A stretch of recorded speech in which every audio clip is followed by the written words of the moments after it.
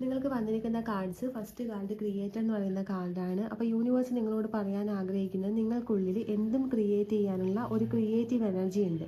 അതായത് ഒരു സൃഷ്ടാവാണ്. നിങ്ങൾക്ക് എന്ത് വേണമെങ്കിലും നിങ്ങൾക്ക് ക്രിയേറ്റ് ചെയ്യാൻ പറ്റും. പക്ഷേ ആ ക്രിയേറ്റീവ് എനർജി നിങ്ങൾ എങ്ങനെ യൂസ് ചെയ്യുന്നു എന്നുള്ളതാണ്. നിങ്ങൾ മേ ബി പല കാര്യങ്ങളും ലോ ഓഫ് അട്രാക്ഷൻ വഴിയൊക്കെ മാനിഫെസ്റ്റ് ചെയ്യാൻ വേണ്ടി ശ്രമിച്ച് അതിൽ ഫെയിലായിട്ട് നിൽക്കുന്നുണ്ടാകും. അതിൽ ഫെയിൽ ആവാനുള്ളൊരു കാരണം എന്ന് വെച്ചാൽ നിങ്ങളുടെ ഉള്ളിലുള്ള ആ ഒരു ക്രിയേറ്റീവ് എനർജി എങ്ങനെ യൂസ് ചെയ്യണമെന്നും അതുപോലെ അത് നിങ്ങൾക്കുണ്ട് എന്നുള്ളത് പോലും നിങ്ങൾക്ക് മനസ്സിലാവുന്നില്ല. അത് മനസ്സിലാവണം, അത് യൂസ് ചെയ്യണമെന്നുണ്ടെങ്കിൽ ഇവിടെ രണ്ട് കാര്യങ്ങളാണ് നിങ്ങൾ ശ്രദ്ധിക്കേണ്ടത്.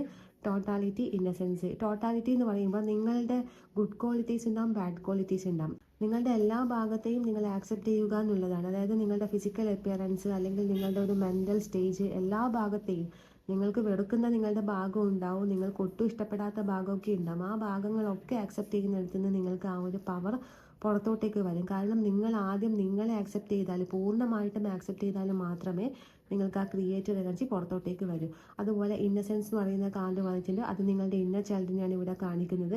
നിങ്ങൾക്കുള്ളിലൊരു കുഞ്ഞു കുട്ടിയുണ്ട്. ആ കുട്ടി എങ്ങനെയോ വേദനിക്കപ്പെട്ടിട്ടുണ്ട്, ആ കുട്ടി അടിച്ചമർത്തപ്പെട്ടിട്ടുണ്ട്. മേ ബി നിങ്ങൾ പുറത്ത് ഭയങ്കര മെച്ചുവേർഡായിട്ട് നിൽക്കുന്ന ഒരു പേഴ്സൺ ആയിരിക്കാം.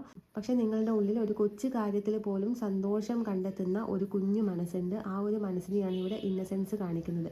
ഇന്നർ ചൈൽഡ് ഹീൽ ചെയ്യുക. ഇന്നർ ചൈൽഡ് ഹീൽ ചെയ്ത് കഴിയുമ്പോൾ നിങ്ങൾക്ക് തന്നെ നിങ്ങളെ എല്ലാ ഭാഗത്തെയും ആക്സെപ്റ്റ് ചെയ്യാൻ പറ്റും. ആ സമയത്താണ് നിങ്ങൾക്ക് ക്രിയേറ്റീവ് എനർജി